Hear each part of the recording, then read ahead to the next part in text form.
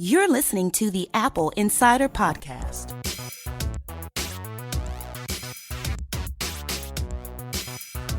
Welcome to this episode of the Apple Insider Podcast.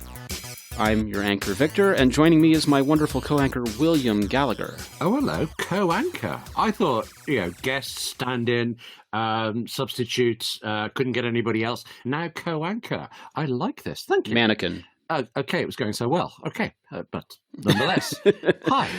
Thanks for having me on. Clothes horse. Okay, move on now, please. All right, joining us for a very special section of the Apple Insider Podcast is Michael Mayhem Mac Guitar Simmons. You just brought me back very far, Victor. Well, it's interesting because when I opened up an application called Pixel Check, there in the About box for Pixel Check was the Mayhem nickname. And it said something to the effect of, this is my very first Cocoa application. That's right.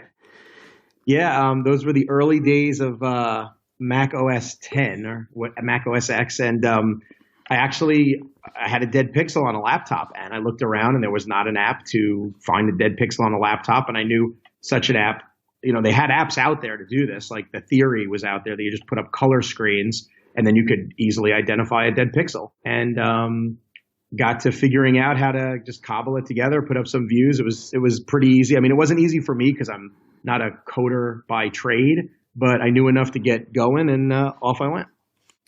And that was a hugely useful application to me back in those early days.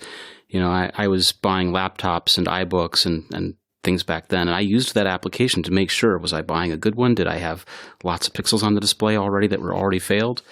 And so it was really a revelation for me to follow you through history as you've been a part of more of these different types of applications. I'm a big fan of Fantastical.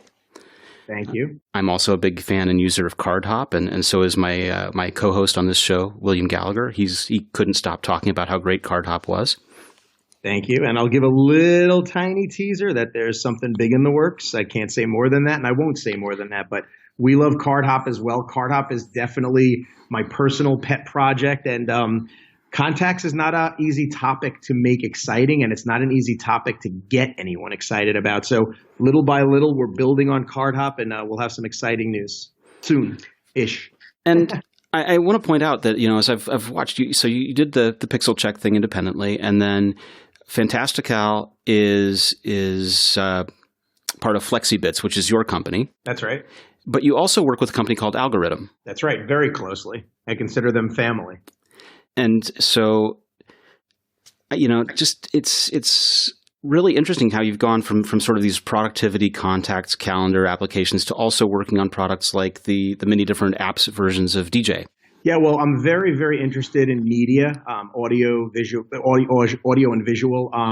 I many years ago worked for a company called Ambrosia, and I was the director of products and marketing there. And one of the first products I launched there was something called Wiretap Studio, which was an audio app. I've always had a real passion for multimedia, and so I've always had an interest in that. And actually, the way I found Algoriddim, ironically, is when I was working at Ambrosia, DJ had come out around that time. I want to say it was 2007 or 2008. And I was so mesmerized by the app because there was never a DJ app before that just worked. You would just drag a track on and boom, you were DJing.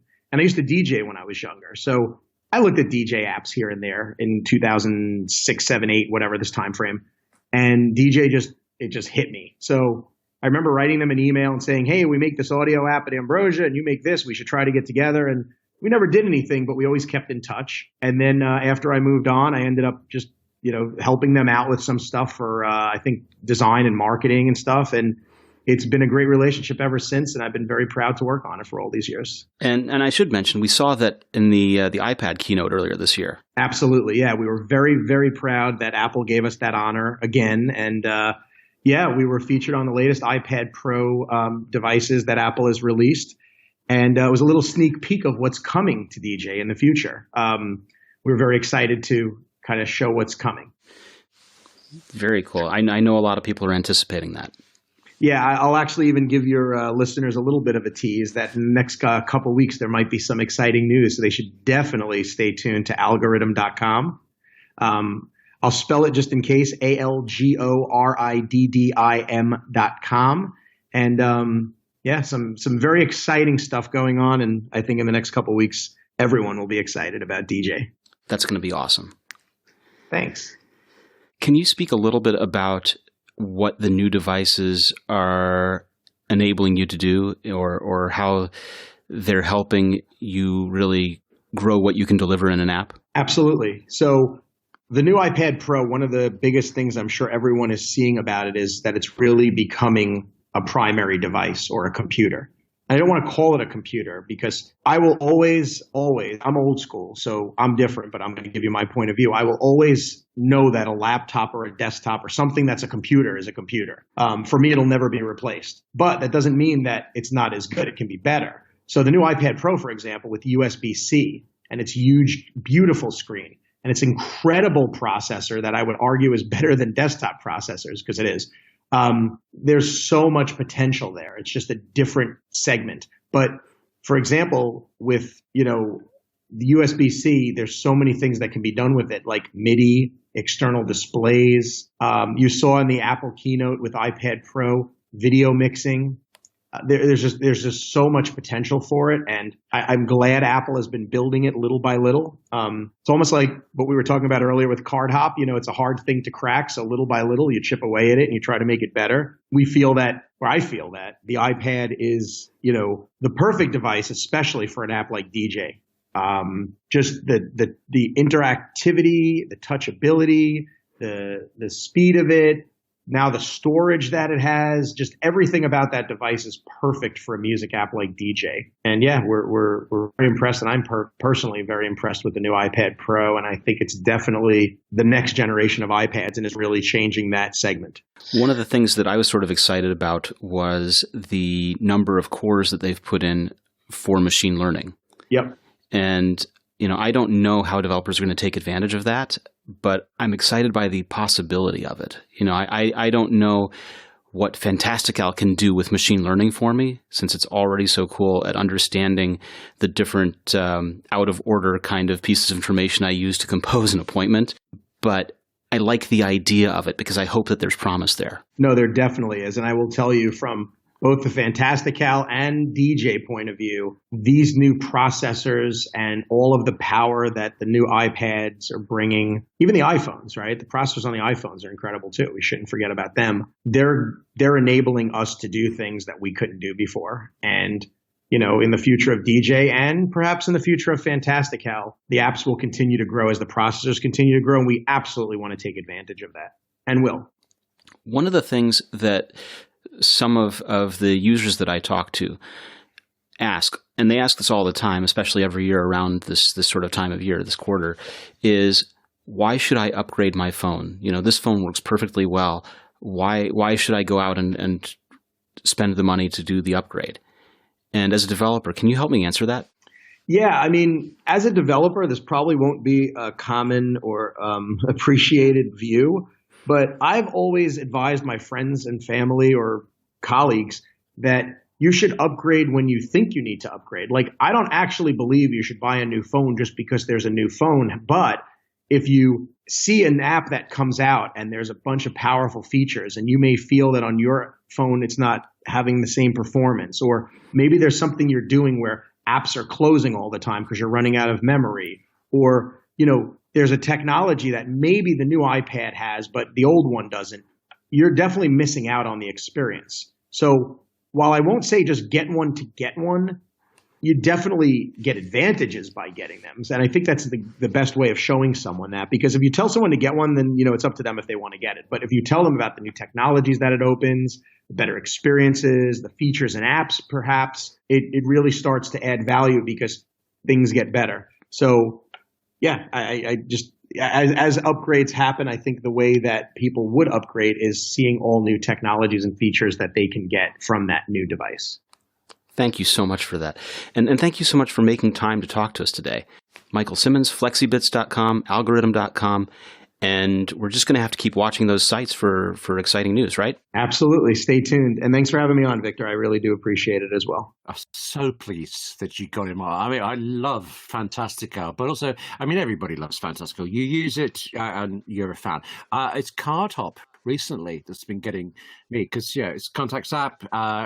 But the number of times I press two keys, have it pop up on my Mac, and I'll type copy Victor email address, and it find your contact leads, copy to your email address, I go somewhere else and just paste it. I find I'm using that day after day and stuff. The speed of getting stuff is great. So very excited to hear him live and in the flesh, so to speak.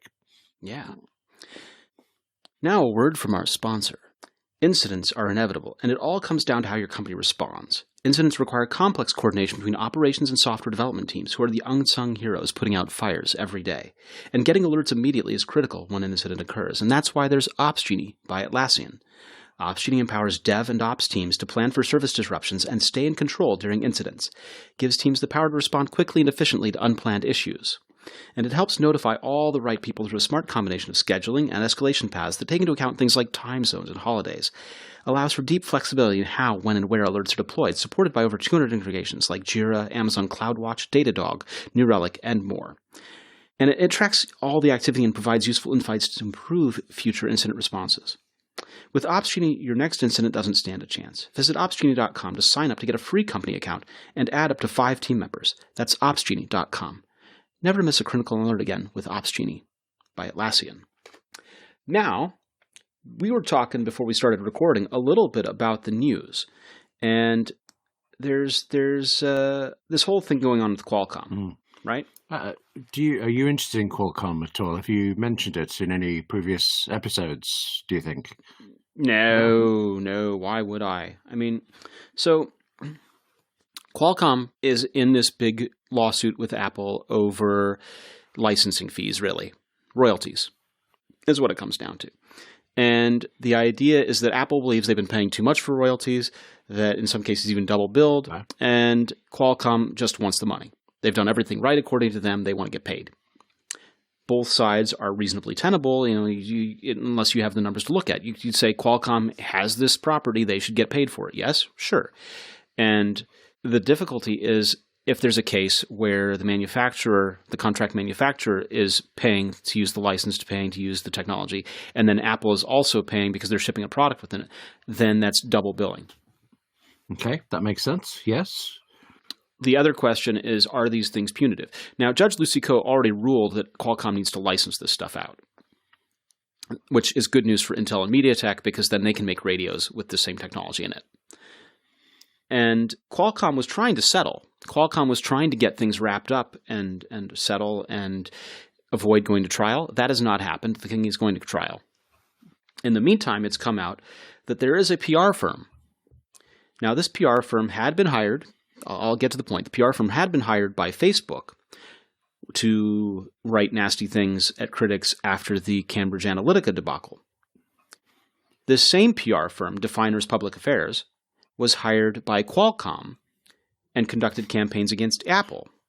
And there was a website called Draft Tim Cook 2020, which was acting as if they wanted to try and recruit Tim Cook to run for president of the United States of America. And this is sort of a subtle attack, right? Because it's Mr. Cook is very outspoken, right? He's very outspoken on civil rights. He's very outspoken on privacy rights as a civil right. He's been pushing for privacy legislation, or at least talking about the idea of it. And so when Definer says draft Tim Cook 2020, they're not actively saying they want Tim Cook for president. They're saying that as a chairman of a company, he's acting out of place by involving himself in politics. Oh, I see now. I didn't appreciate that at all. I just thought, well, that's nice kind of thing. But now that makes sense. They're positioning him into an uncomfortable. I love the fact that you're into Qualcomm for the technical stuff, and I'm into it for the business side of how it works, and it's all coming together through this. So, now, obviously, there's another angle to this, which is that Tim Cook is a well-known person who trends towards the liberal sides of politics, right? He doesn't actively say who he identifies with, but it is clear that his focus is on positions that are at least traditionally associated with liberal side of politics, like support for LGBT rights, support for civil rights, support for equality in the workplace, support for privacy for every end user. These are things that are positions that one might associate with that. So they're also putting this up as a way of trying to make conservative voters, or let's say today's modern Republican, uncomfortable with the idea of that, and sort of put a psychological wedge between them and Apple. Yeah. Now, that doesn't actually work out, because there are many well-known conservative talking heads who are Apple fans without shame, without fear. Rush Limbaugh gives away iPhones whenever a new iPhone is launched, kind of thing. He regularly, like when the iPhone 8 was launched, he gave away a ton of iPhone 8s for 2 weeks running, something like that. Just to anyone who called into his show, they'd call in and say, "Hey, do you have a phone? Give you a phone." give him the red one, give him the Plus model. He would do that. Okay. And he talks regularly, and this is a normal thing. So Definers was trying to do this in a interesting and subtle way, create this kind of message. Now, it's not nearly as nasty as the message they put out on behalf of Facebook, but they were disseminating these stories critical of Apple and of Cook. They posted 57 articles at least pertaining to the company this year, and some of them directly addressed the dispute with Qualcomm. So that one's a subtle one, but there are more ones that are more directly, like the idea that the iPhone 8 would be slower than the competition because it uses chips made by Intel, not Qualcomm. Right. And yeah.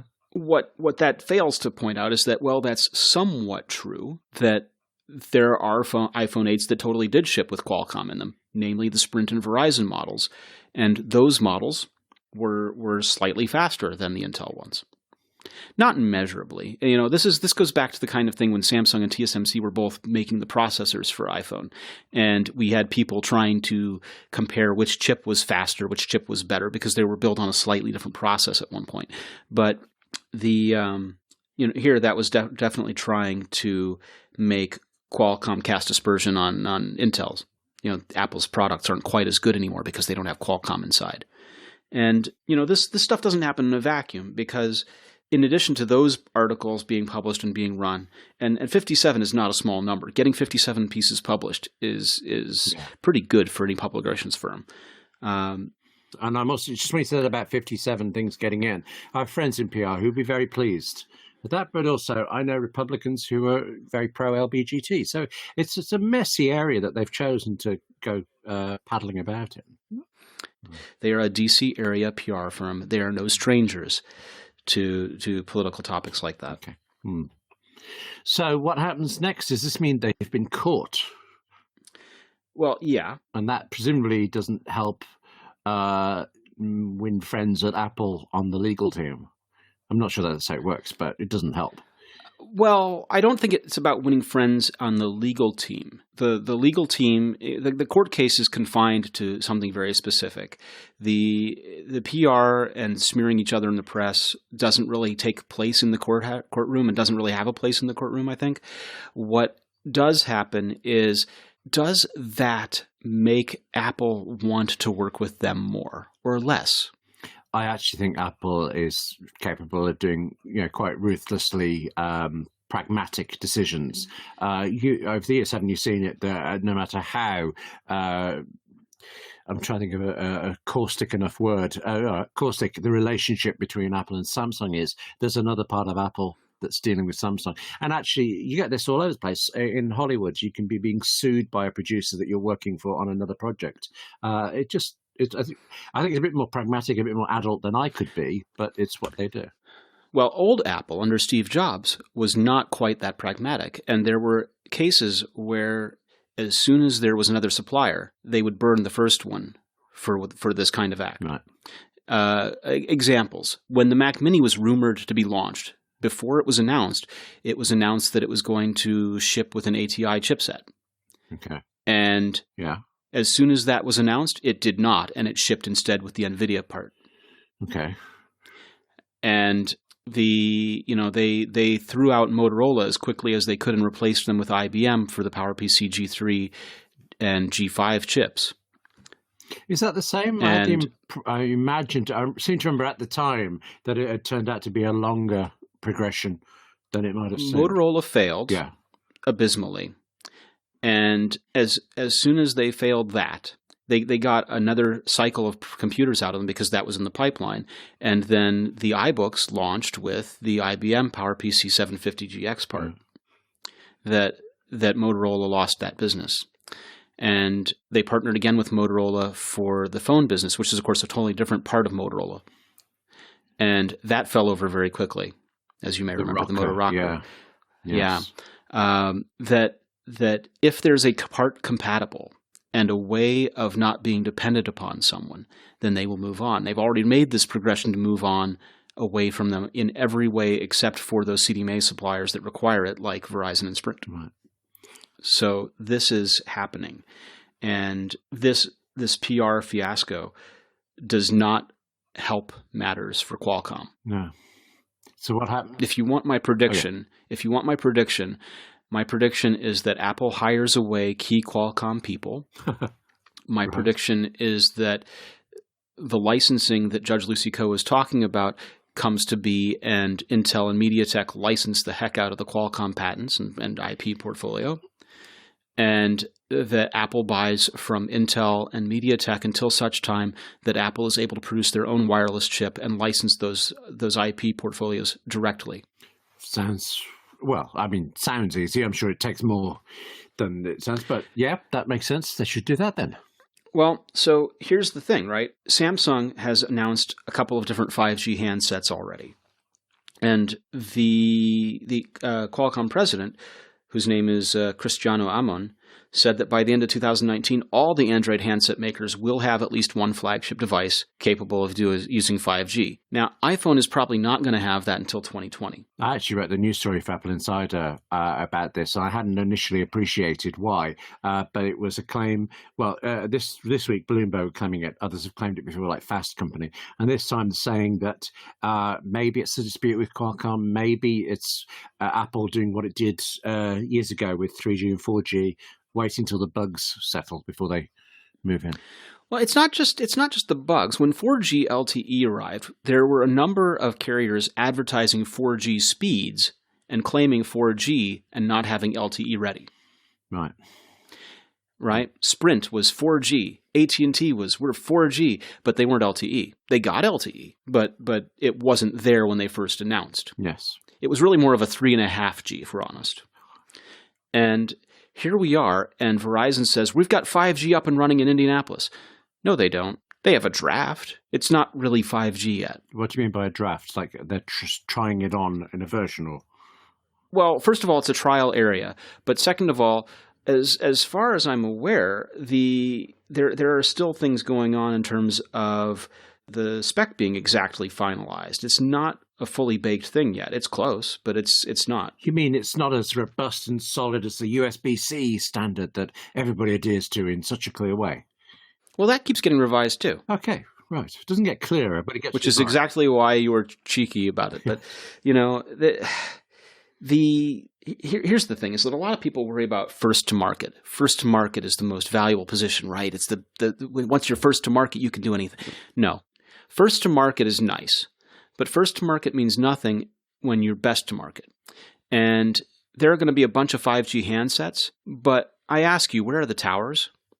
Oh, I see what you mean. Sorry, when you say towers, I think about desktop computers, but of course you mean cell towers. No, cell phone towers, right? I don't know how much of a difference there is for the tower part in the move to 5G. I'm imagining from the way you say it's substantial.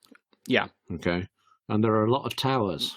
Aren't there? There are. Okay. Yeah, and the United States is a large country with lots and lots and lots of them. Right. And do you feel they're not all going to be ready for January the 1st? No. Okay. Now, Indianapolis is a trial area. Is going to be able to be updated for that if they aren't already. They're in good position, right? Other places, you get the big metros. You get New York, you get Chicago, you get Los Angeles, San Francisco, go for Houston, Texas, Austin, Texas, tend to put one in Durham or Raleigh, North Carolina along the way. D.C. area gets it because everyone likes to show off to the FCC and the D.C. polls that they're doing the right thing. Right. And so you get those areas first, and then you've got this huge, vast country to fill in. Yeah. How long did it take to get 4G towers to whatever amount of coverage there is at the moment? I mean, that took about a year and a half. Well, that's faster than I thought you were going to say. 2 year. It takes a while to roll out. It just does. Sure, but that's much faster than I thought, given, I mean, it's a physical thing of fitting things. Because I'm minded of the towers changes that were done here in the UK when colour television came in, and the announcement from the BBC was that it was going to take most of the 1970s to get it in place. So in my head, physical things take a very long time. So a year and a half, doddle. Let's just do that then. Yeah. Well, here's the thing: is that the cell carriers, the cell phone carriers, live or die on new subscribers. Mm. And if they have a number of subscribers leaving, if they have a huge amount of attrition, then someone else is getting those customers. AT&T and Verizon are number 1 and number 2. T-Mobile and Sprint were 3 and 4 and 3 really, and their merger puts them in a good position because it means that they can assimilate and have all this coverage and all these customers. Now, what's interesting for them is that it's a good time because it means they get to update all of those towers and they get to work up into migrating people over from CDMA to GSM. Okay. And T-Mobile has bought up more bandwidth, more spectrum. They were on the 700 megahertz band. They've also bought some 600 megahertz. And so that means that they'll be able to go ahead and pull together and get more people covered and be able to claim bigger coverage. If AT&T and Verizon, who have the most coverage of any of them, falter here, that's a big deal. So what I think you're building to is they're going to say they've got 5G, even if they haven't, and they're going to scrabble to fill in the gaps as they go. Oh, absolutely. Okay. Well, it's a plan, I suppose. But all of that makes me think I don't care that there won't be a 5G iPhone for a year or whatever. Exactly. It's not really of any big consequence. Okay. And especially if you're taking advantage of the upgrade programs that either your carrier has or Apple has, then it becomes of almost no consequence. Well, good point. And there's no way I'm off my iPhone XS Max for the next 20 years. But yes, and?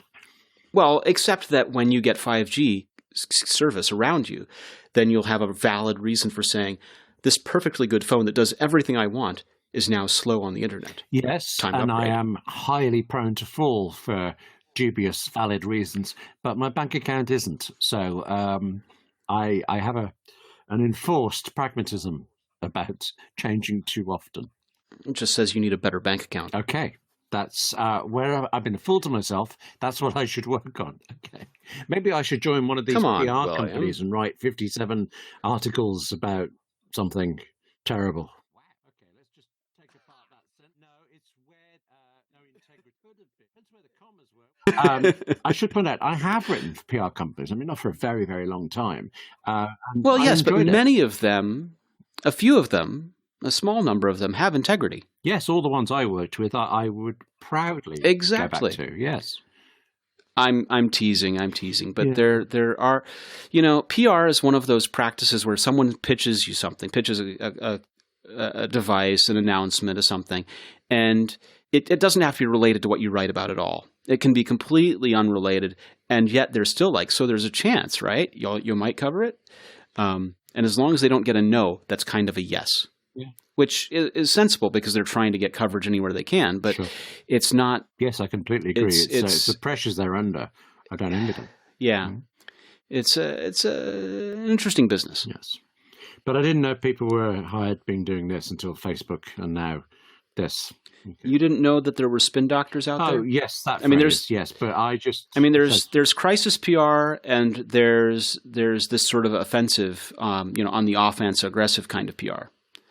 And crisis PR is a whole other practice that's really, really an interesting one. But this is, this is unique, isn't it? I nearly said something I shouldn't say there. Let's see a fast way to say it. I'm currently working with a very large UK organisation that had a small public relations, I'm not going to say disaster, it was a hiccup, and their internal crisis communications team leapt on it, and it seems to me made it worse. So I'm right at this moment, I'm fascinated to see how things turn out for this stuff. But Well, I mean, what I know is that people tend to react in ways that sometimes compound situations, Yes, right? that's what's happened here. You're right. Oh. And the first instinct can be to leap out and say something. And that first instinct can be wrong. Yes. You know, there's the instinct to apologize. And sometimes people do that. Once they start doing it, they can't stop, and they apologize too much to the point where it broadcasts insincerity. There's people who enrage people further by trying to minimize it. Oh, right? you mean the ones who whatever say, the bad thing was. If I annoyed you, I apologize, instead of I did annoy you and I'm sorry. Yes, that is enraging. Yes. Well, it's that one, or it's the I'm sorry you were annoyed. Yes, that's true. Okay. Not sorry for anything I did. I'm just sorry how you felt about it, right? You know, the other good one is, well, so there was a games company, and they sold a huge special edition, limited edition package around their game product. And I'm not going to name any names, but they had promised a beautiful canvas bag and charged $200 for this whole set. And what arrived was a nylon bag that was thin and flimsy, not a heavy canvas bag. And someone wrote into their customer service line and said, "What are you going to do about this?" And they wrote back and said, "Nothing." Which was accurate, but not what they needed to hear. And, you know, they the games company came after that and said, you know, that person wasn't responding in line with our details, and we were going to reprimand that person. And silence. We're also not going to do anything. And it built for a few days, and their response was, we're going to issue you $5 worth of in-game credit. Okay, well. To the people who'd purchased a $200 limited edition set that was advertised. Even at that point, there were still places on the internet you could find where they'd advertise it as canvas as opposed to nylon. So they misrepresented what they actually were going to do, and then didn't deliver, and weren't going to do anything until people made noise about it, and then they were going to give up $5.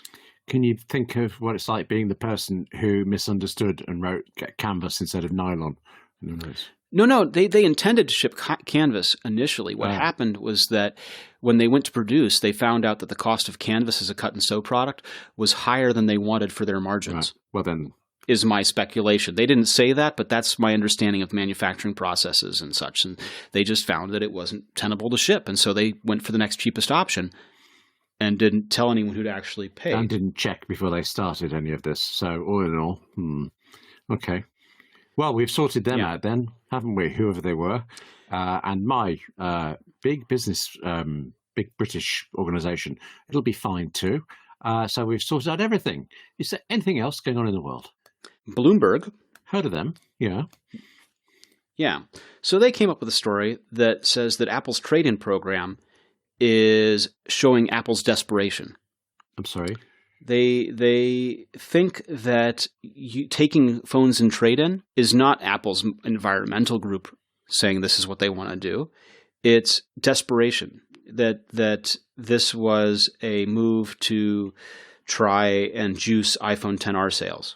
I do not understand how. What's their logic for this? Is there a logic for this?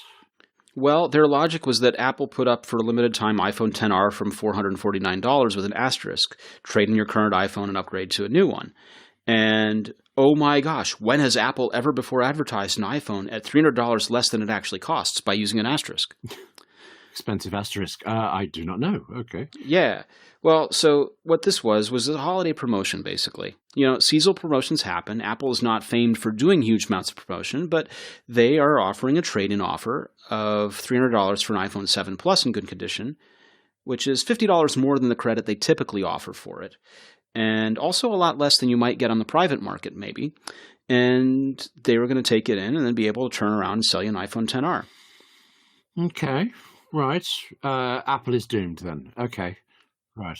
It's not a money-losing effort. It's just trying to help people, consider their options. And Apple changed the name of their trade-in program to Give Back, but it's not a new program. This is nothing new. This is just Bloomberg making noise, basically. They've been after Apple on a couple of different points lately, and it's they had that story where they claimed that Apple had been vulnerable across a long period of time, security-wise, and there's no evidence for it. Apple's asked them to retract the story because they can't show any evidence for it. Yes. No one else has found any evidence for it.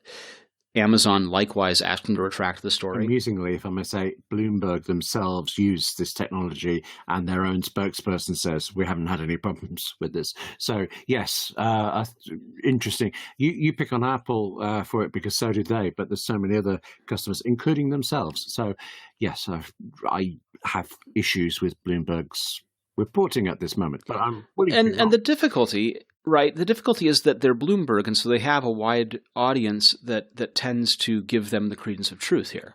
Which they've earned, to be fair. I mean, they might be denting it with things like this, but they've got here through a lot of good work over a lot of years. So, yes, but I think this is in opposition to that work. That this is not accurate, and that Bloomberg's trade and sensationalism piece on this is contradictory to that. It's funny, isn't it? I associate Bloomberg with serious business financial things, but just these last couple of stories. Now, whenever a story begins with Bloomberg, you go into it thinking, "Oh yeah, right, convince me." Just question mark. Yeah. Oh. Now this week we're having fun because retail had Ron Johnson. He was the original one when they started doing the retail stores 17, 18 years ago, something like that. Well, no, a little bit after that. It was closer to like 16, 15 years ago. Started speaking about what it was like when they were prototyping that first retail store in a rented warehouse. You know, he was on Gimlet's Without Fail podcast and said every Tuesday we'd meet in the morning. I'd lead the meeting, Steve would give his input, and the next week we'd change it all and try it again. And if I didn't have Steve, I didn't know if we were going to get it done, because Steve was so good at this. And Jobs was usually about 15 minutes late, but very much on top of everything. And, you know, they'd work on a week on the store design and make it radically different. Steve would park his car, walk in the front door, stop, look at 6,000 square feet, and put his hand on his chin and he'd say, here's what I'd like and here's what I don't. And he could pick up all the changes on the spot. That's very impressive. You know, the table height, right? They'd note that they'd dropped it from 36 to 34 inches the week before, and Jobs would come in and say he liked it, having remembered the planned changes. Nice. And the original tables were not the wooden tables that you see now. The original tables were a matte, soft touch, white finished jelly bean kind of shape. Oh, okay. I really like the current table. Well, the current tables are changing, though. Have you noticed? I understand. I was told recently the new Santa Monica store has reopened into one of these park-like things, and they have the same tables, but they're narrower. And you look at the pictures, and it just makes more sense somehow. But otherwise, I like them. Well, it's about how you manage having that many people in the store and being able to help them, and having these big wide tables with huge expanses in the middle with nothing in them wasn't really helpful. You know, they were wide tables, and you got a phone on them. You got rows of phones near the edges so people can play with the phones, and you got a lot of table in the center with nothing there. The only places you need the big tables like that are the square ones back by where geniuses are helping people. And where the Apple Watches are kept under glass in the middle of the table. Yes. Yeah, but even those are changing a little bit, because you don't need them under glass if you can have a couple of Apple employees on with them right there and have them all out. Right. So it's all working out. But yeah, those are changes we're noticing. And that's they continually tweak the design. As seemingly they did back then. That's fascinating. Okay. Oh, absolutely. But one of the things that I find interesting, is when we hear stories about Jobs and conflict. So Johnson recounted an episode. He said, and Steve came in and he said, Ron, do you know how hard I've worked on this store? Because I've been coming here over a year, for nearly half a year, every Tuesday. And we finally got something I want to build, and you want to tear it up. I don't know that I have the energy to do this. I don't want you to bring it up today. I said, okay. So we get in his car and we drive this 2 to 3 mile, probably takes 10, 15 minutes over to the warehouse. Didn't say a word. I didn't say a word. I don't think he was very happy. Wow. To Johnson's surprise, on visiting the prototype, Jobs told assembled people there that Johnson was right about wanting an overhaul and that he'd come back when the work was finished. He called me that night at 8 o'clock and said, Ron, he goes, you reminded me of a really important lesson. Everything great I've done, I've had to have the courage at some point in the process to start over and rethink it. And he told me stories about every Pixar movie done, how they're pretty close to want to release the movie, and they realize, we could change the ending. We could improve a character. He went through some of the products he'd done at Apple, and how you had to know when it was good enough. He said, I'm really proud of you for challenging the design of the store. And he goes, I'm going to have you lead it a little more because I don't know that I have the energy to start from scratch, but we ought to do it better. Wow. I find the store stuff's just fascinating. Johnson then, Arendt's now, the whole thing. In some ways, it feels like it's the part of Apple that doesn't get the attention it deserves. And yet it's obviously the engine that keeps the whole company going. It's just love all this stuff. Yeah. Now, Johnson came from Target, where he'd revamped Target. After Apple, he went to JCPenney, where he tried to revamp them unsuccessfully. And honestly, I was really optimistic about his changes. I liked them when I saw them implemented. They took old properties and made them fresh again with the store inside a store interior, and instead of having to do the whole coupon thing. But it turns out what really failed for them was that there are customers, JCPenney customers, like getting coupons. Even if the coupons don't really do anything for the price off of regular pricing, it makes them feel as though they do. Yeah. And so when Johnson tried to adjust everything and said, look, we're not going to do coupons anymore, we're just going to give you the best prices, it flopped because that wasn't their customer. And that was the big mistake. He's currently the CEO of a company called Enjoy, which is an online store that delivers and sets up tech products for you. So if you got a brand new iPhone and you weren't able to figure out how to import all your old stuff, they will come over and take 30 minutes and help you do it. Okay, interesting. I can think of people who would find that really useful. Yeah, well, I mean, you buy a Mac, definitely you want to migrate your stuff, or you bought a Mac and came from a PC, yes, right? There are all kinds of occasions. Or, you bought a drone and you need basic lessons in figuring out how to fly this thing. Sorry, you just reminded me there's actually a friend who asked my advice about moving to Macs from PCs, and quite unusually for me, I told him not to because he was so into Windows, and it was a crucial time in his work. I thought, you might like it eventually, but the handover would be difficult. And he ignores me completely, goes straight over to Apple, and for weeks afterwards, he phones me up every now and again, laughing at how much easier it is. I remember there's one particular one where he actually phoned up, and before he even said hello, he started reading the instructions for installing some software, and he read a page of Windows instructions, and then said, and get this, Apple Mac, press OK. And that was it. There was a difference. So he's gone away very happy with that move. But sorry, you just reminded me of that. Anyway. That's brilliant because I was thinking that what he was going to end up doing was having bought the Mac and then run Windows on it. Right, that just seems heinous. I do remember that several times now, the best Windows portable, best Windows laptop has been a Mac a few years running. I find that amusing, but still seems wrong. Yeah, definitely. Somehow. I like the combination. I mean, seriously, there's plenty of Windows hardware I like, but it's the Mac and Mac OS together that I think is unbeatable. Yeah. Let's take just a brief second here. We're almost out of time. Apple Music for Business. So we know Apple Music. It's a well-known service. It's out there competing with Spotify. Why would you want Apple Music for Business? Great. Isn't it? Isn't that enough for you? What more could you want? Greatness. So Apple filed an application for the trademark for Apple Music for Business. And basically, you can play Apple Music all you like in your house, in your car, in your headphones, whatever. But you're not supposed to use it as in-store entertainment. You're not supposed to use it as music when you're conducting a business in stores, kind of thing. And so what has classically happened is that you have to have something that works with ASCAP BMI for a performance license, PRS in the UK, and be able to pay the artists for the performance or the plays of those songs. And so Apple Music for Business is a service where that's going to be compliant with those licensing groups so that you can use it in stores and then pay for the listening of the music. Sounds perfectly reasonable to me. I just hesitated there for a second over whether to tell you something or not, and I feel I'm going to, so I might as well just get on with it. There's a store in the UK called John Lewis. Do you have that in the US? Do you know it? We do not, but I know them well. They're sort of hoity-toity, kind of high-endish. They do nice Christmas adverts. They also have interesting business model. Every member of staff is actually a shareholder in the company, but also they have great, whatever their equivalent of Apple Care is very good. But yeah, and so in their way they're conducting retail, many of the items are just not on the shelves. They're a sample item that's out on the floor, and you go and you say you want to buy this item, and they pull it from the back warehouse for you and deliver it to you at the car. In fact, that's pretty much how I got my HomePod recently, except I didn't wait for them. I rushed in to grab it out of their hands. But what I was in there... Yeah. We don't do that. We don't do that kind of retail in the US A anymore. couple of years ago, I was walking through their main display area, and I looked at the Apple stuff. And nearby, there were, they had TV sets, they had sound systems, they had big speakers, and they were playing really loudly the "Let It Go" from Frozen. And I loved that song. I loved that film. I was really into this.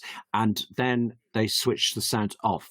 And you burst out singing in the store. They switched off the speakers, and I didn't shut up in time. Yes. Yeah, I'm saying, whole store looking at me. As if I'd been in tune, it might have been one thing, but yeah. Okay, no sympathy there. Yeah. Right, glad I brought that up. Yes. Yeah, years ago I had product that sold in John Lewis. I was very proud of it. It was pretty awesome. Yeah, I actually did in-store demos of the product in John Lewis in centre of London. Excellent. All right. Can you say what the product is? Are you allowed to? That at that time, that was a Gear 4 Unity remote. I don't even know what that is. It was a Bluetooth low energy universal remote control IR blaster, and so from your iPhone, from an application, you could control all of your home AV gear. And so, just as happened to you in store, I could change the volume on all of their TVs on demonstration with one command from my iPhone. Right. When remote controls came out, infrared remote controls came out, I actually went down to our local village store and leant against the shop window, just pressing buttons on it, changing channels, ejecting tapes, rewinding things, pausing stuff. Yes, that was you troublemaker. a little bit. Yes, thank you for revisiting these whole AV retail stories of mine. Yes. Yeah. So WizardPins.com is the easiest way to create custom pins with your logo or design. Once you upload your design, WizardPins will send you a free virtual mock-up of your pin. They can work with any design, from hand-drawn sketches to professional design files, and they provide unlimited art revisions until you're completely satisfied. WizardPins can create pins of any size or shape for any occasion, and their excellent customer service team will help you select the style that's best for you.